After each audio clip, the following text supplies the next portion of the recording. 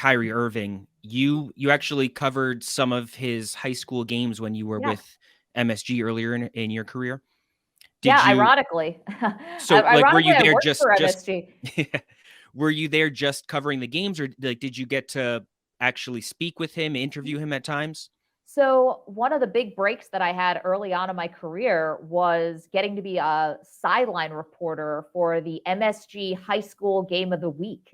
I mean, I am still so grateful to Mike Quick and Jackie Lyons at MSG. They gave me a huge opportunity. It was the first time I was on in New York. I got an agent off of that job. I mean, that was a big moment. And at first, I was the high school sideline reporter for lacrosse, and then the basketball and football sideline reporter moved on and got a job, and then I became basketball and football. So I was covering three major sports in the New York area, and Kyrie Irving was going to St. Patrick's at the time. And so we did cover one of his games.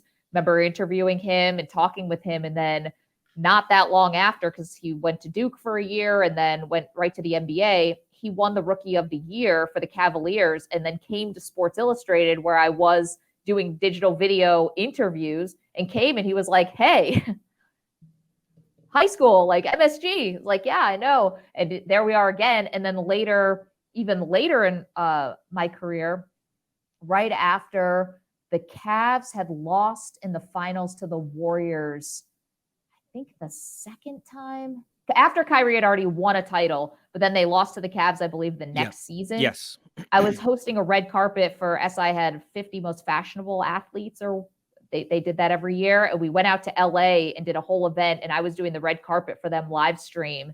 And Kyrie came and stopped, and him and Iguodala were there together, and I got a great interview, and he kind of laid the breadcrumbs that he was going to be leaving the Cavs, and it got picked up everywhere. So he like I've crossed paths with him a few times throughout our careers, but not lately. Yeah, I mean, for all the controversial things that he says, and even the battles with the media, like he does seem like somebody that tries to mean well. Like he seems like somebody that uh I mean, the things that he says that he has said and gotten in trouble for, some of them certainly are reprehensible, but it largely he comes across as somebody that would be easy to get along with, and like easy to talk to Yeah, privately, at least.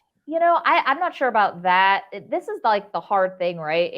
And this can be hard sometimes, I think, for people you work in this business long enough. Like, I always had kind of been like a Kyrie defender, because of that. It's like, hey, I first met the kid, he was like 17 years old. And, um, but at some point, like, it becomes impossible to defend. And I would never even try. Like, when you're Right. trafficking the kind of things that Kyrie was doing earlier this year, like, you're gonna lose support. You might gain some supporters, I don't know, but you're gonna lose supporters, rightly so. And he lost me with promoting that video, that the Sure. anti-Semitic video. Like, there's just, it's unfortunate because there are so many people who are rooting for him, and I think a lot of people, myself included, felt really disappointed and let down. And that's for him, and I know he probably doesn't care. But he definitely lost a lot of people who had been in his corner.